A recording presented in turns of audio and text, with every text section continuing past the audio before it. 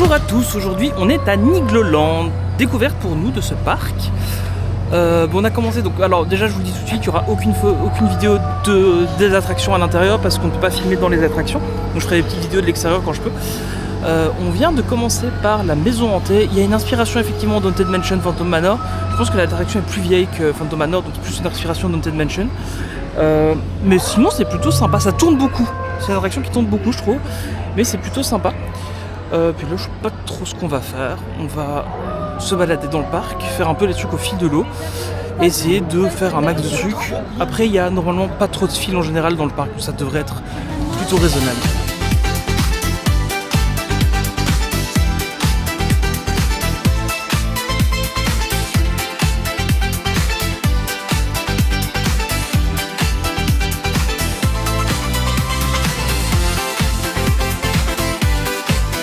On vient de sortir de Air Meeting, c'était plutôt sympa. J'ai pas réussi à faire un tour complet. À mon avis, c'est un peu compliqué à faire réellement. Mais Emma a pas réussi à bouger du tout, conduit plus ou moins, donc ça va. C'était plutôt marrant à faire. Donc là, on va voir un peu ce qu'on peut faire. Je vois au loin Krampus et Alpina Blitz, mais a priori, on ne se dirige pas par là.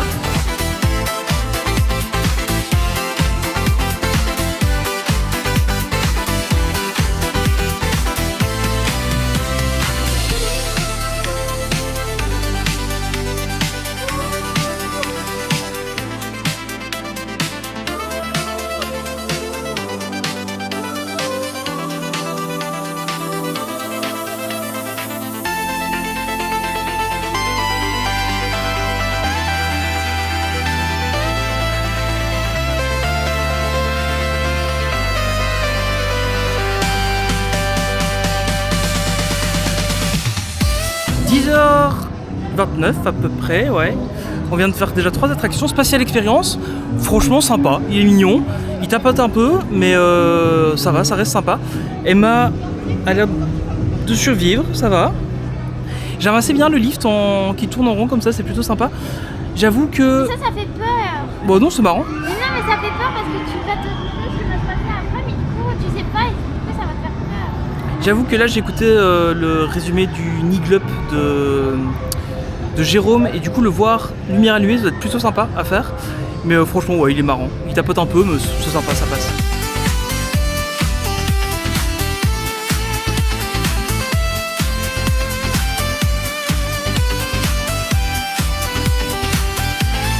Allez c'est parti. Alors juste petite mention spéciale, il y a des petites aires de pique-nique dans le parc donc ça c'est cool, et mention spéciale pour Emma qui va faire Alpina Blitz, du coup nous aussi.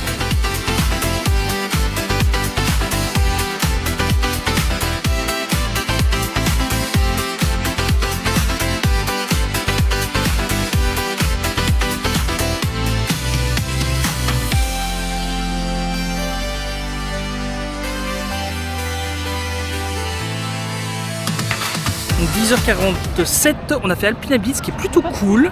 Emma a bien aimé, elle voudrait déjà le refaire, donc ça c'est bien. Donc on a établi que la prochaine fois qu'on allait à DLP, elle faisait Indiana Jones et Space Mountain. Là c'est sûr qu'elle l'a fait. Voilà. Et elle pourra faire Flight Force aussi. Ouais. Rock'n'Roller Coaster qui a changé de nom et qui est nul maintenant.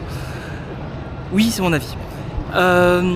Du coup, ouais, plutôt cool, très très sympa à faire. C'est, je dirais, un baby Conda. Il est très cool, il y a quelques airtime, il est très confortable par contre, ça c'est très bien. Et en fait c'est un ride, je le savais pas mais il a déjà 10 ans apparemment. Donc je trouve, et oui apparemment sur Ridelog il serait rare. Mais honnêtement pour un ride qui a 10 ans il est plutôt confortable, donc ça c'est cool. Là on va aller faire Krampus, on va aller se mouiller un petit peu, parce qu'il commence à faire un peu plus chaud, il y a du soleil pas mal. Donc on va aller faire un petit Krampus. Et finalement on a déjà fait pas mal de grosses attractions depuis ce matin. Ça va assez vite, il y a du monde mais ça, en fait il y avait du monde à l'entrée mais ça se dilue très vite dans le parc donc ça c'est plutôt cool. Allez c'est parti pour Krampus. Petite note pendant qu'on est dans la file de Krampus, c'est vachement bien le système de casier qu'ils ont en place sur les grosses attractions. Pour l'instant on a fait que ça. À part évidemment Expédition Spatiale qui lui ne l'a pas parce que bon c'est une vieille attraction. Mais pour l'instant les casiers je trouve ça vraiment bien géré. Franchement ils sont très bons pour ça.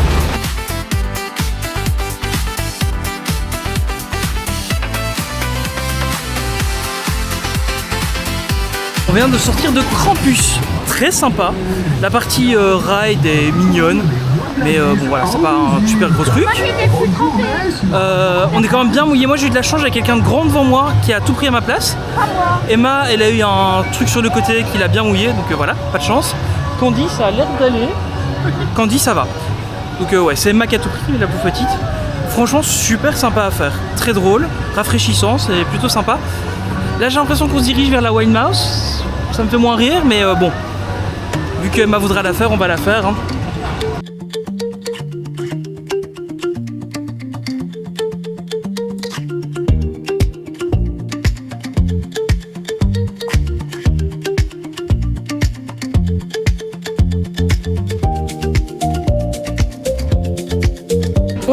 On a fait le Schlitt Express qui est une Wild Mouse. Elle tape moins que celle de la mer de sable. Donc c'est un poil plus confortable. Ça reste pas agréable, mais c'est un poil plus confortable. Du coup, ouais, 11h15, on a déjà fait je sais plus combien d'attractions là. On a 5 attractions, 5, 6, 5 je crois.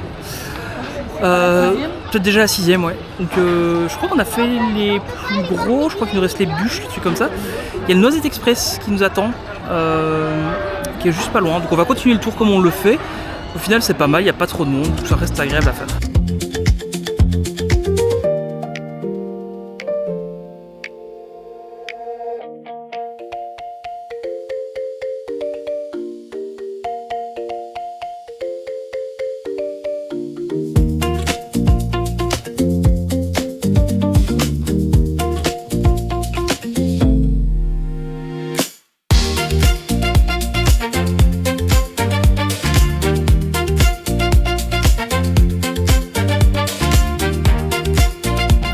Voilà, on vient de voir Miglo, plutôt mignon comme petite visite.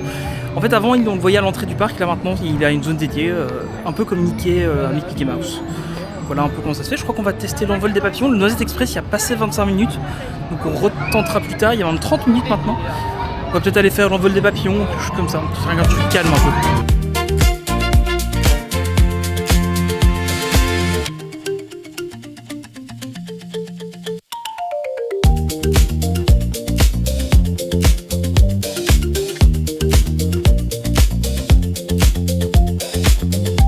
On vient de faire le People Mover, ah non, pardon, l'envol des papillons. C'est plutôt mignon, ça fait le petit tour de la zone plus enfantine. C'est sympa, c'est à faire, c'est mignon. On va regarder combien de temps il y a à Noisette Express, mais je pense qu'il y a toujours du monde.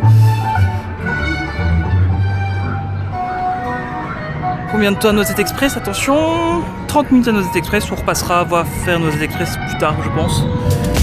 On va continuer la petite balade.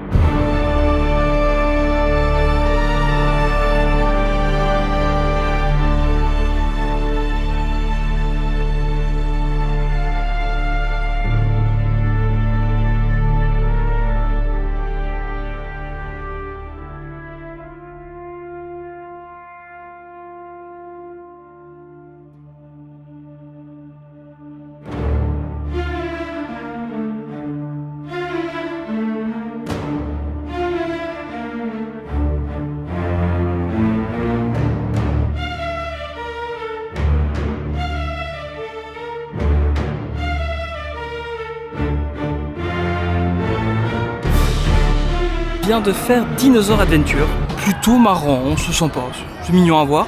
Je pense que les animatroniques des dinos sont mieux à Paradisa, mais voilà, ça reste sympa. Je sais pas s'ils ont les droits pour les musiques de Jurassic Park, j'espère que oui, mais du coup ça, avec les musiques de Jurassic Park ça met plus dans l'ambiance encore, mais voilà, c'est plutôt marrant. On a enfin trouvé un pins de parc, ça y est, donc on a pris le pins de Nigloland, on a aussi pris les pièces commémoratives, les pièces de la monnaie de Paris, qui commence à arriver à 4 € et je trouve que ça devient super cher. On était à 2 il y a quelques temps, donc c'est un peu dommage. Là on va s'arrêter pour manger un petit bout.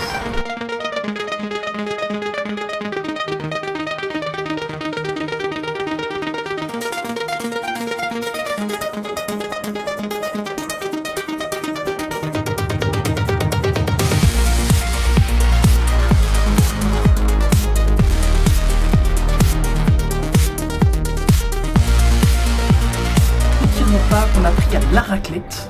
Le jeu de mots est validé, c'est la raclette en 2 mots.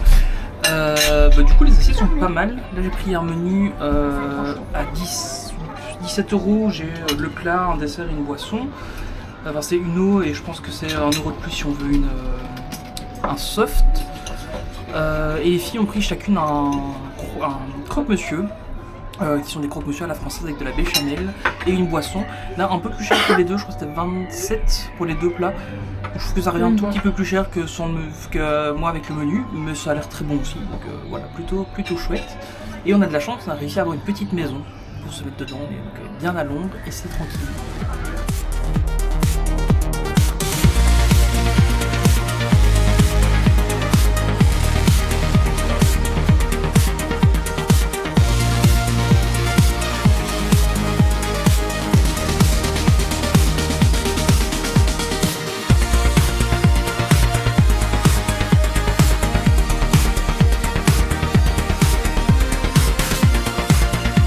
On a finalement fait Noisette Express, c'est cool, il y a 2 tours, mais j'ai préféré Alpina Blitz. C'est plus sympa. Là, on va aller faire la rivière des fées, je crois. Pas pour Emma, mais pour Candy, qui a envie de la faire. Elle va s'éclater là-dessus. Par rapport à un Raja River, mais voilà, c'est plutôt mignon. Par rapport à un Raja River ou quoi, bon, pas sur le même type d'attraction. Finalement, on se disait que sur le plan, tout avait l'air assez loin, mais finalement, tout est assez proche dans le parc.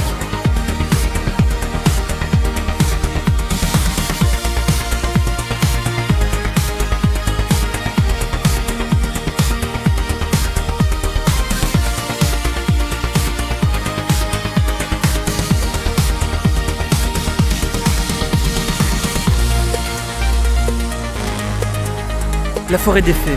La rivière des fées ? La rivière des fées. Très intense, vraiment très intense à faire. Ça mouille beaucoup. Ça mouille beaucoup, ouais. Franchement, Campus à côté, c'est rien du tout. Faut s'accrocher pour la faire, vraiment. C'est une attraction à sensation forte.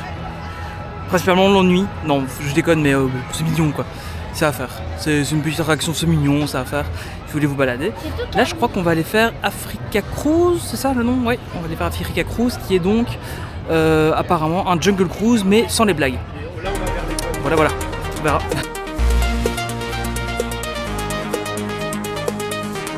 Alors, Africa Cruise, comment dire ? Vous prenez Jungle Cruise, vous enlevez l'humour, le skipper, les trucs bien, et vous avez Africa Cruise. C'est un peu long, c'est un peu lent, c'est pas super intéressant. Voilà. On a fait 20 minutes d'attente pour ça, je trouve que c'est un peu beaucoup. Si jamais vous avez l'occasion de le faire, pourquoi pas, mais c'est pas le truc indispensable.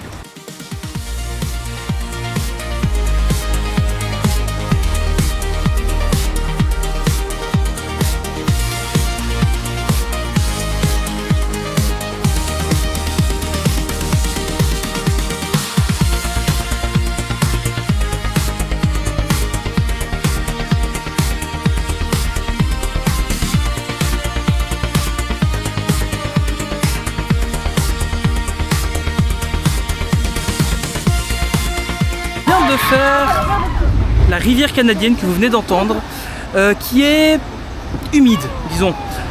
J'ai eu de la chance, j'étais derrière Emma, celle qui a tout pris. Elle a voulu aller première, donc j'ai laissé.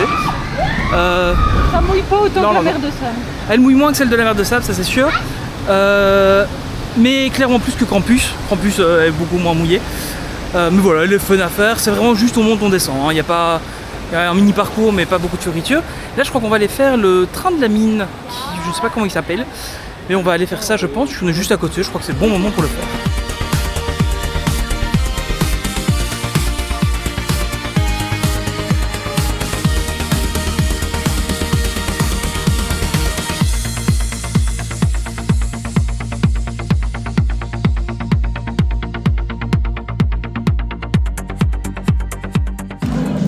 C'est une soirée exceptionnelle que j'ai le plaisir, l'honneur et l'avantage de vous présenter un spectacle avec des numéros venus des 4 coins du monde. Wouh! On vient d'enchaîner Gold Mine Train, qui est un train de la mine plutôt sympa, qui à mon avis est comme le Casey Junior à Disney, qui est donc un train qui est autopropulsé. J'ai l'impression que c'est ça, parce qu'il n'y a pas de lift, il n'y a rien, donc je suppose que c'est ça.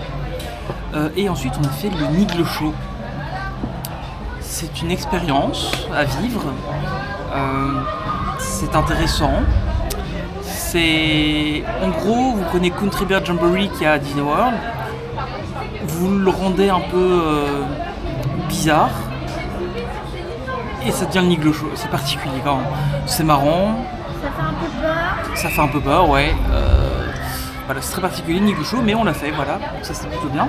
Donc là, on va encore essayer de faire, c'est le bateau, le Mississippi River, je crois.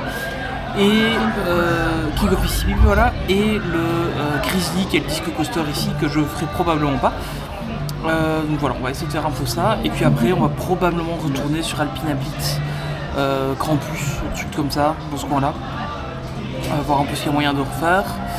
Et puis on terminera la journée tout doucement. Là, il est 3h30, donc on a déjà fait une belle journée. On se prend une petite glace et un petit pot à boire. Et après, on va attaquer le reste.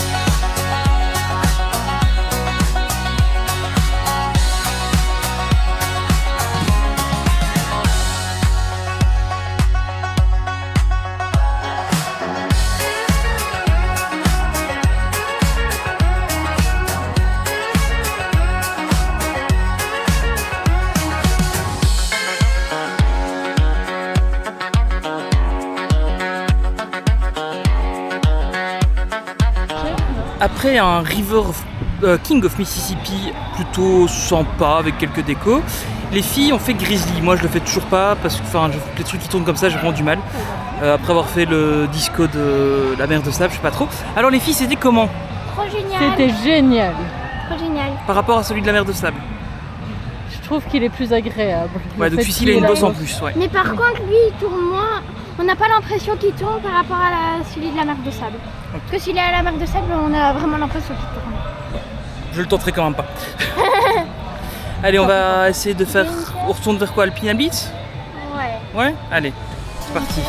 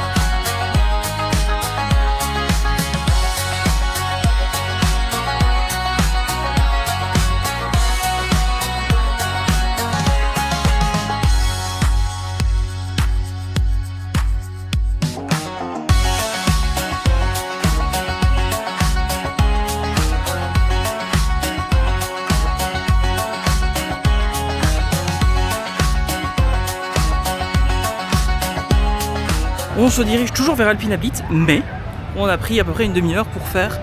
On a fait le tour en train du parc et on a fait Nigloland, Racing, je sais plus quoi, enfin bref, le Autopia d'ici qui laisse moins de latitude à la voiture, donc du coup ça tape moins sur les côtés.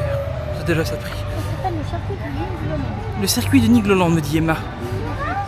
Et bon, c'est marrant à faire. Là, on va retourner faire Alpina Blitz, puis on verra un peu ce qu'on fait, mais on va peut-être tout doucement terminer la journée, on verra.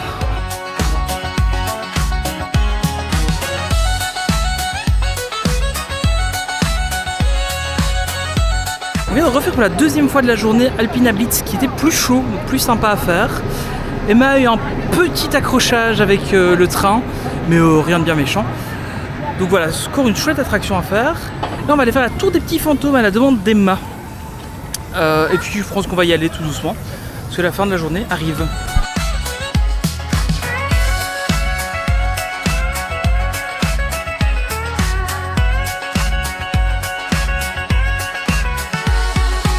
Et j'ai fait la tour de chute, la petite, la tour des petits fantômes. Bon, c'était mignon, franchement ça allait.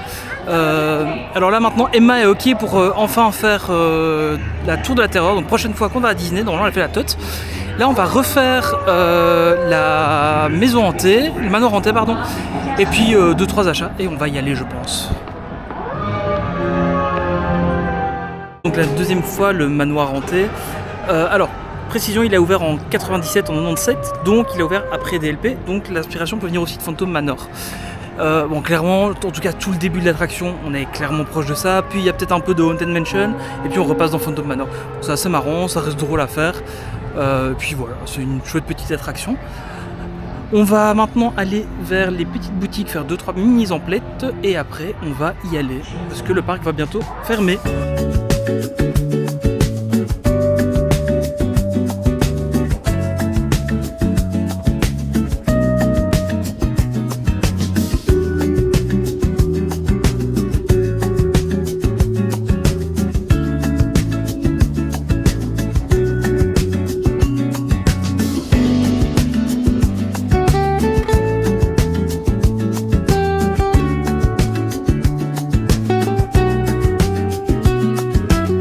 Et voilà, on termine la journée à Nigloland.